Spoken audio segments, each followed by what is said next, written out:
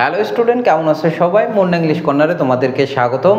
বরাবরের মতো আজকেও আমরা মেডিকেল এডমিশন টেস্টের 2016-17 সেশনে যে ইংলিশ অংশটুকু এসেছিল সেই কোশ্চেনটা সলভ করতে যাচ্ছি। কথা না বাড়িয়ে কোশ্চেন দিয়ে শুরু করা যাক।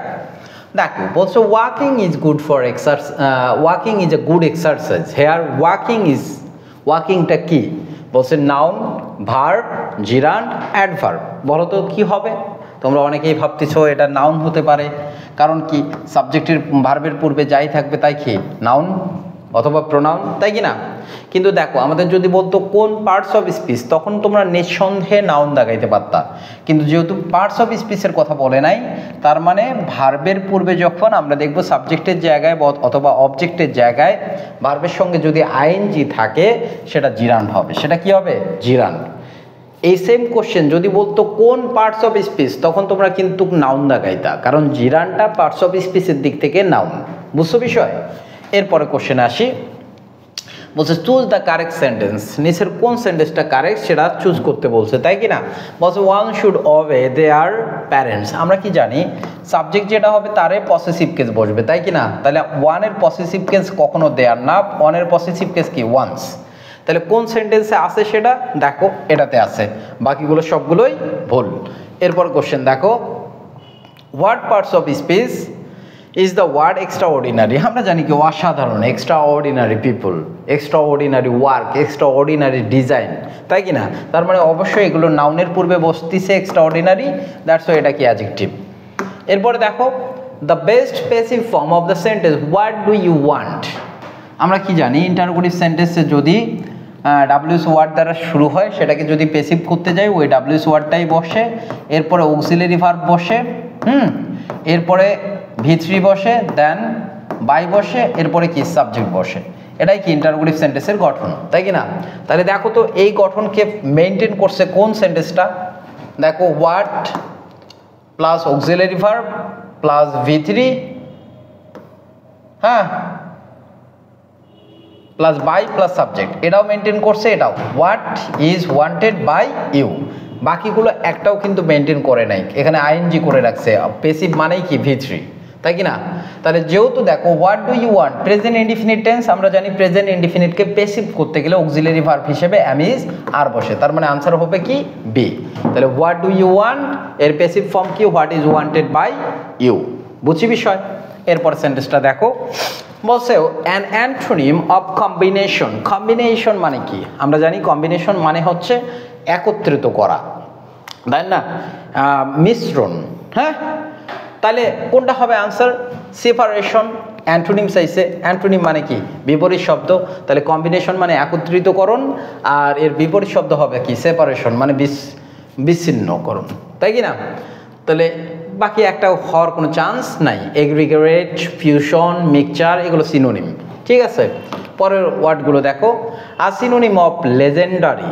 লেজেন্ডারি মানে কি বলো? লেজেন্ডারি মানে কি? বিখ্যাত, তাই কি না? কিংকর্তব্য। তাহলে কোনটা হবে? লেজেন্ডারি এর সিনোনিম চেয়েছে, তাই না? তাহলে আমরা কি বলতে পারি? ফেমাস। তারপরে কি বলছে? ফ্যাকশন। ফ্যাকশন, ফ্যাকশন এটা মূলত ফিকশনাস হবে, ফিকশনাস হবে, ফিকশনাস। তাহলে ফিকশনাস মানে কি? কাল্পনিক। ইন্টেলিজেন্ট মানে কি? মেধাবী। লেজিটিমেট মানে হচ্ছে বৈধ। লেজিটিমেট মানে কি? বৈধ। লেজেন্ডারি মানে কি? বিখ্যাত। Legendary man, legendary film, famous film বলতে পারি কিনা? তাহলে লেজেন্ডারি এর সিনোনিম হবে কি? ফেমাস। মাথায় রাখবা। এরপরে কোশ্চেনটা দেখো, which one of the following is the correct spelling. নিচের কোন স্পেলিংটা কারেক্ট? তাহলে কোনটা হবে কারেক্ট বলো তো? কোনটা হবে? দেখো অ্যাবরিজিনস, হ্যাঁ, অ্যাবরিজিনস, অ্যাবরিজিনস, অ্যাবরিজিনস। তাহলে ABORGINNES, অ্যাবরিজিনস। তাহলে অ্যাবরিজিনস এটা হবে কারেক্ট স্পেলিং। তোমরা যখন এই নতুন ওয়ার্ড দেখবা সঙ্গে সঙ্গে একটু স্পেলিংটা দেখে নিবা, ঠিক আছে? পরের কোশ্চেনটা দেখো, বলছে চুজ দ্য কারেক্ট সেন্টেন্স, নিচের কোন সেন্টেন্সটা কারেক্ট? বলছে he died of poison, died by poison হয়, বিষ প্রয়োগে মারা গেলে ডাইড বাই হয়, died by poison. He died by overeating, অতিরিক্ত খেয়ে মারা গেলে ডাইড ফ্রম হয়, অতিরিক্ত কোনো কিছু করে মারা গেলে ডাইড ফ্রম হবে, তার মানে এগুলোতে ফুল প্রিপোজিশনের ব্যবহার আছে। হি ডাইড বাই কলেরা, বানানটা দেখিও, এটা কিন্তু বানানটা আসে স্পেলিং হিসেবে, চলেরা মনে রাখবা, চলেরা, CHO চলেরা, ঠিক আছে, মনে থাকবে তো? তাহলে দেখো ডাইড ফ্রম হবে না, রোগে মারা যাওয়ার ক্ষেত্রে ডাইড অফ হয়, ডাইড অফ হয়। He died for his country, উৎসর্গ, স্যাক্রিফাইসড, এর অর্থে আমরা ডাইড ফর ব্যবহার করতে পারো। ডাইড ফর মানে কি? নিজেকে উৎসর্গ করা, কোনো কিছুর জন্য মারা যাওয়া, তাহলে সে তার দেশের জন্য মারা গেছে। এরপরে কোশ্চেন দেখো, আই ক্যান্ট বাট গো, অথবা আই ক্যান নট বাট গো, বাক্যটির বাংলা কি হবে? তাহলে বাংলা কি হবে? আমি না যেয়ে পারি না, কারণ কি? আমি না খেয়ে পারি না, I can not but it, তাহলে ক্যান নট বাট না যে, না খেয়ে, না বলে, না দেখে, এমন অর্থেই ব্যবহৃত হয়। তাহলে তোমাদের যদি বলা হয় আমি না বলে পারি নাই, তাহলে এর ট্রান্সলেশন কি হবে? তাহলে I could not but speak, অথবা টেল, আই কুড নট বাট টেল, বুঝছো বিষয়? পাস্ট টেন্স যেহেতু বলছি।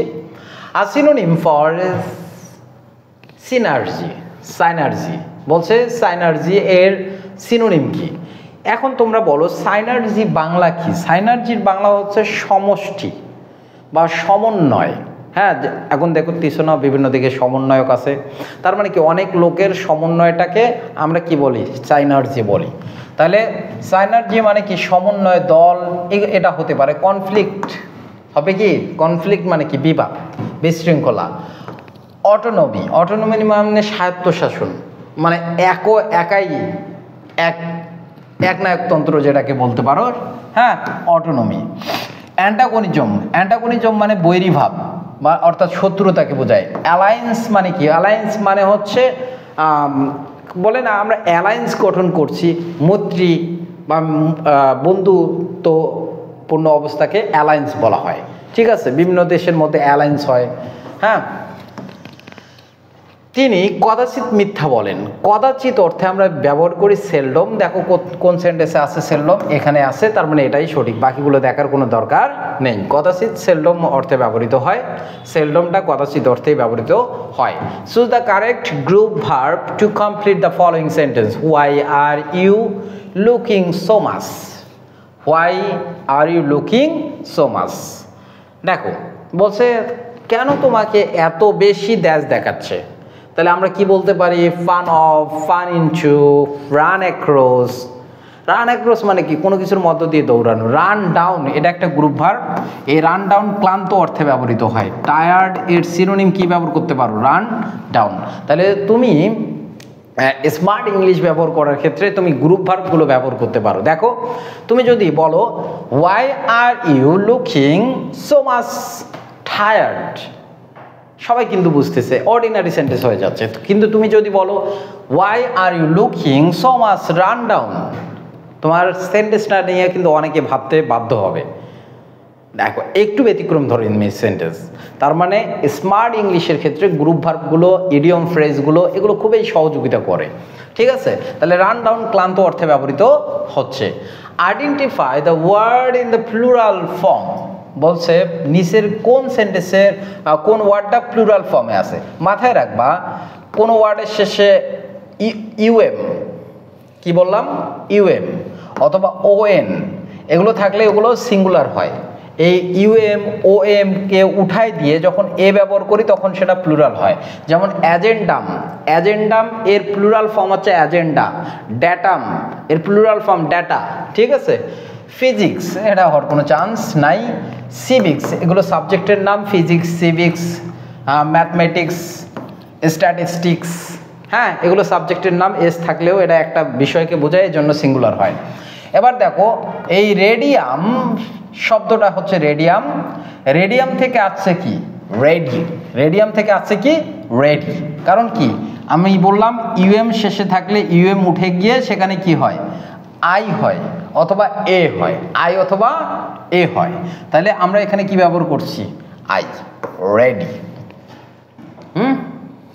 তো আমাদের আর দুইটা কোশ্চেন বাকি আছে, দুইটা কোশ্চেন হয়ে গেলেই পুরা কোশ্চেনটা সলভ হয়ে যাবে। 14 নম্বর কোশ্চেন এবার দেখো, বলছে সিজিপিএ এর পূর্ণ অভিব্যক্তি কি, অর্থাৎ অ্যাব্রিভিয়েশন দেওয়া আছে, এর ফুল ফর্ম কি। তোমরা এই ফুল ফর্মগুলো থেকে মাঝে মধ্যেই কোশ্চেন আসে, এগুলো একটু দেখে নিবা। হ্যাঁ, তো সিজিপি এর ফুল ফর্ম কি হবে? Current grade point average, cumulative grade point average, certificate grade point average, complete grade point average. বলো এটার সঠিক ফর্ম কি হবে? কেউ যদি বলতে পারো তাহলে তোমাদের জন্য একটা প্রাইজ আছে, ঠিক আছে? বলো কোনটা হবে আনসার, সঠিক আনসার কোনটা হবে? আমি বলে দিই, কিউমিলেটিভ গ্রেড পয়েন্ট অ্যাভারেজ মানে কি? ক্রমশ সঞ্চিত হয় এই জিনিসটাকে কিউমিলেটিভ বলা হয়। 4 বছরের সঞ্চিত যে পয়েন্টটা সেটাকে তোমার বলা হয় সিজিপিএ। বুঝছো বিষয়? Cumulative grade point average. আমরা 15 নম্বর কোশ্চেনটা দেখি, চুজ দ্য কারেক্ট সেন্টেন্স। এটা মূলত আসছে নাউন থেকে, কাউন্টেবল এবং আনকাউন্টেবল নাউনের অংশ থেকে। দেখো মনে রাখবা, ওয়ার্ক শব্দটা হচ্ছে আনকাউন্টেবল নাউন। কোন নাউন? Uncountable noun. তাহলে আনকাউন্টেবল নাউন কখনো প্লুরাল হয় না। কি হয় না বলো? কখনো প্লুরাল হয় না। যেহেতু প্লুরাল হয় না, যেহেতু এখানে এস যুক্ত করছে, প্লুরাল করছে, তার মানে সেন্টেন্সটা ভুল। এরপরে এস যুক্ত করছে, এটাও ভুল। এস যুক্ত করছে, এটাও ভুল। তাহলে সঠিক আনসার কোনটা হবে? We have a lot of work to do in summer. গ্রীষ্মে করার মতো আমাদের অনেক কাজ রয়েছে। ভালো থাকো, সুস্থ থাকো। নতুন কোনো কোশ্চেন নিয়ে আবার তোমাদের সঙ্গে দেখা হবে। ততক্ষণ পর্যন্ত আল্লাহ হাফেজ।